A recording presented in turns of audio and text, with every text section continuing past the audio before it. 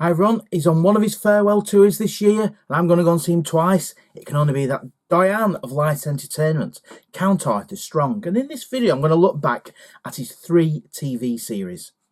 For anybody who doesn't know, Count Arthur Strong is a character created by an actor called Steve Delaney.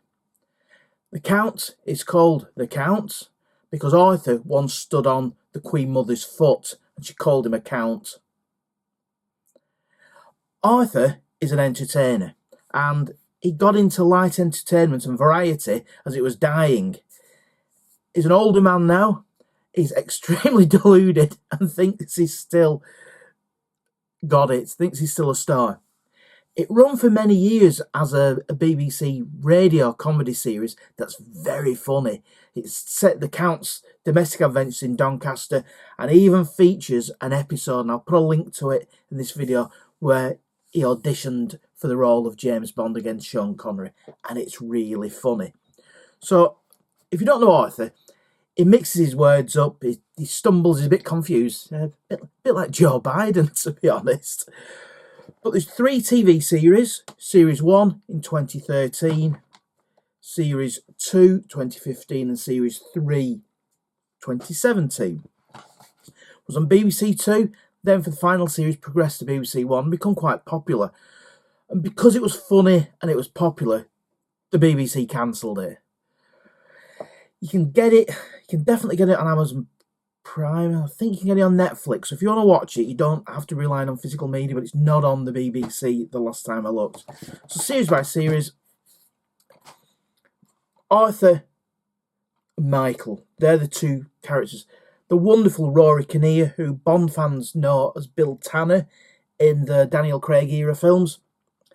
He plays a writer called Michael Baker, who's writing a book about his late father, and it leads him to his father's former variety partner, Count Arthur Strong. And they get to know each other, and a lot of it's set in a cafe, and you've got Seenham and Bullant, brother and sister, who own the cafe, and in John the Hat, Eggy, you have all these silly characters in this cafe, and the story meanders around. The first series is really about Michael trying to tap into Arthur to find out more about his father. At the end of series 1, Michael decides to leave, but he's formed such a friendship with Arthur, he returns for series 2. It's loosely set in London, but it's never confirmed. The radio show's kind of assume that it's in Doncaster, which is Arthur's home, but you kind of assume it's in London. Is this again set around the cafe? Yeah, it is what it is. One of the actresses, Ruth Posner, left during this. She was quite an old actress, but I assume she died during this. Her character dies. It's quite sad. You know, it has occasional moments of pathos and sadness in this, but he's on the whole very funny. She leaves and is replayed by a character called Birdie, who the actress's name escapes me, but she's been in Star Wars and The Commitments, and yeah. So second series kind of ditches the writing the book, and it gets more towards sitcom land. So you get episodes such as where the clocks went back and Arthur tells his romantic backstory and accidentally ends up giving an aircraft lesson, which ends up in disaster. Where listening, Arthur ends up in politics. Still Life, it's very good, but I think the series hits a high in some of the episodes of season 3. Some of the episodes in this are, I think, some of my favourite comedy episodes ever. The first series, 1 and 2, is a PG. This is a 12, so it's slightly more grown up, despite being on TV before 9 o'clock at night, before the watershed. So it is fairly family friendly. I'd say it's family.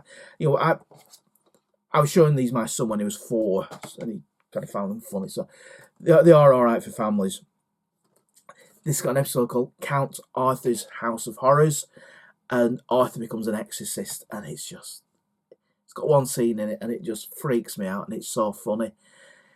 It's got probably two of my favourite episodes, and I can't really decide which is my favourite episode.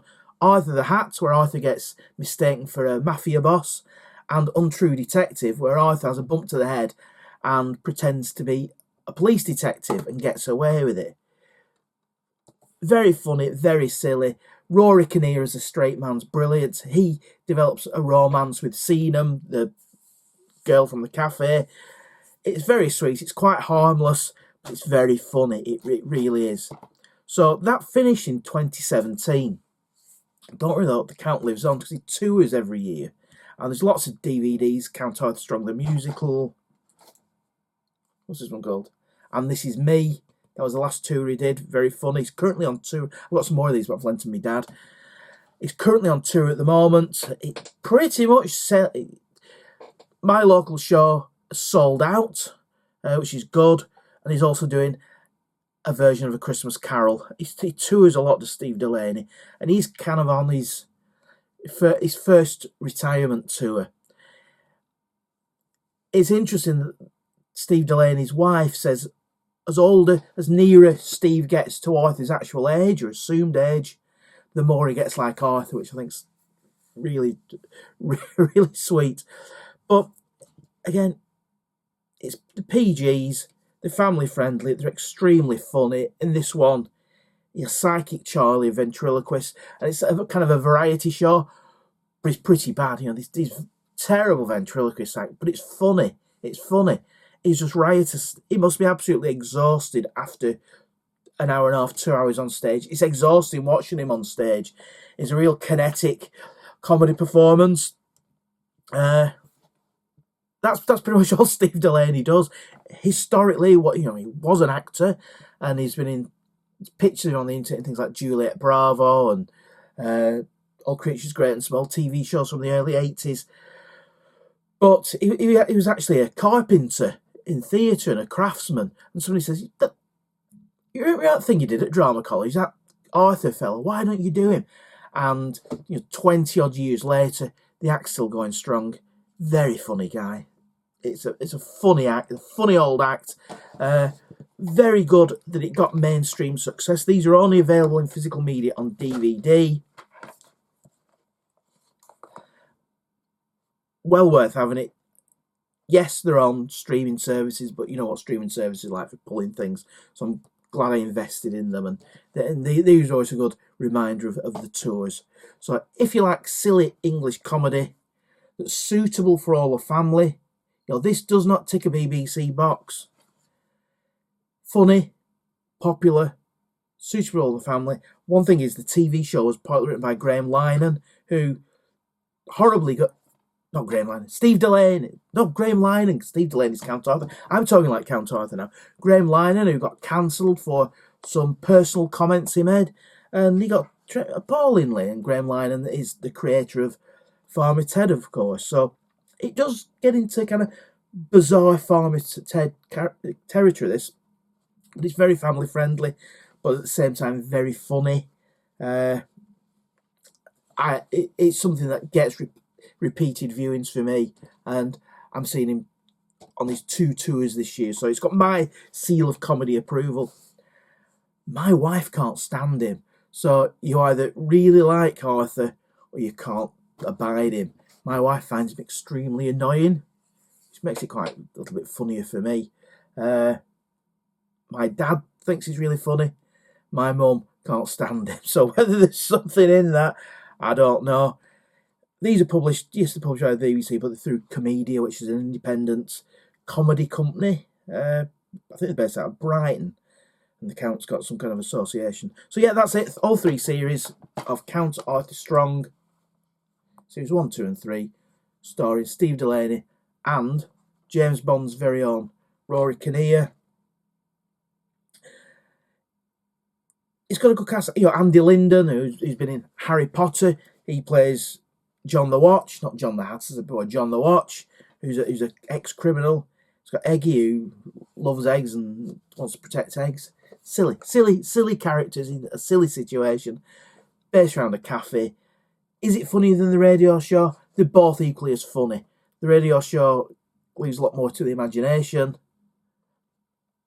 but they both complement each other very well. And they complement each other very well because they don't have to explain each other. Why does Arthur seem to be in London for these and assumed to be in Doncaster for the radio show? Who knows? Who cares? Who cares? It's very funny. So there you go. Count Arthur Strong, all 3 TV series.